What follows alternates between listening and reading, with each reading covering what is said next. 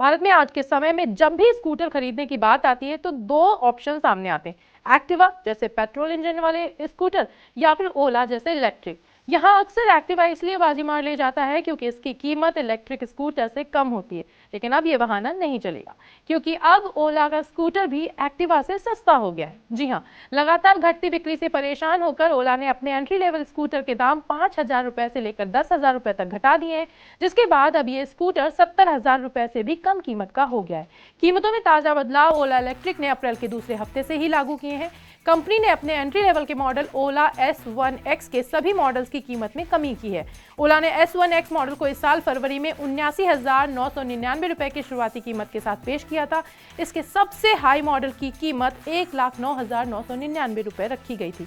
कटौती की घोषणा के बाद इस मॉडल के शुरुआती मॉडल की कीमत 69,999 रुपए हो गई है, जबकि सबसे हाई मॉडल की कीमत अब 99,999 रुपए होगी। अब बाजार में मौजूद अन्य इलेक्ट्रिक स्कूटरों की बात करें तो मार्केट लीडर एक्टिवा के 6G मॉडल की नोएडा में एक्सक्लूसिव शोरूम कीमत 76,324 रुपीज़ है। वहीं टीवीएस के जुपिटर की कीमत 75,500 रुपीज़ के आसपास है।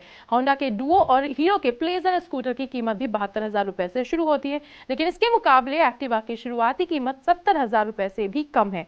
वहीं ओला की बात करें तो इसे चलाना किसी भी पेट्रोल स्कूटर के मुकाबले सस्ता है। ऑटो एक्सपर्ट्स की माने तो एक्टिवा को चलाने की लागत जहां ₹2.18 प्रति किलोमीटर आती है, वहीं ओला इलेक्ट्रिक के मामले में ये मात्र 21 पैसे है। अब यहाँ ओला लाइनअप की बात करें तो कंपनी के 3 मॉडल्स बाजार में हैं।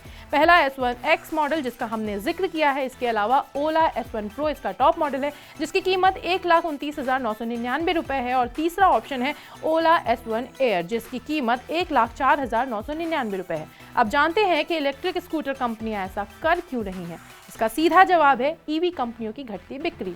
मार्च में इन कंपनियों को सरकार की ओर से मिलने वाली फेम 2 सब्सिडी बंद हो चुकी है। अब सब्सिडी बंद हुई तो कंपनियों के डिस्काउंट भी बंद हो चुके हैं। ये डिस्काउंट ही थे जिनकी बैसाखी पर ईवी कंपनियों की सेल्स टिकी हुई थी, लेकिन अब वो भी जाती रही है। इसका असर कंपनियों की बिक्री पर भी दिखाई दे रहा है। इस साल जनवरी और फरवरी की बात करें तो देश में 80,000 से ज्यादा ईवी 2 व्हीलर स्कूटर्स बिके। सही फिगर की बात करें तो जनवरी में 81,680 स्कूटर बिके। वहीं फरवरी में ये बिक्री 82,237 रही। यानी हर दिन कंपनियों ने लगभग 2,600 से लेकर 2,800 स्कूटर बेचे हैं। वहीं मार्च में सब्सिडी बंद होने से पहले कंपनियों ने बम्पर डिस्काउंट दिए जिससे इनकी बिक्री 1 लाख के आंकड़े को पार कर गई। मार्च में लगभग 1,39,000 स्कूटर बिके, यानी हर दिन कंपनियों के शोरूम से 4,500 से ज्यादा वाहन बिके। लेकिन अब जहां आधा अप्रैल बीत चुका है, कंपनियों की बिक्री औंधे मुंह गिर गई है। अभी तक कंपनियां 21,900 वाहन ही बेच सकी हैं, यानी हर दिन सिर्फ 1,460 वाहन ही बिके। ऐसे में अब कंपनियों के पास अपने मार्जिन घटाकर डिस्काउंट देने के सिवाय कोई रास्ता नहीं बचा है। हालांकि सरकार ने फेम 2 के बाद 1 अप्रैल से सीमित समय के लिए अन्य scheme electric mobility promotion scheme शुरू की है, लेकिन यहां सब्सिडी को घटाकर आधा कर दिया गया है, जिसके कारण कंपनियां पहले जितना डिस्काउंट नहीं दे पा रही हैं। माना जा रहा है कि इलेक्शन के बाद सरकार फेम योजना को नए सिरे से लागू करेगी, तब संभव है कि भारत के इलेक्ट्रिक वाहन उद्योग में एक बार फिर से बहार वापस लौटेगी।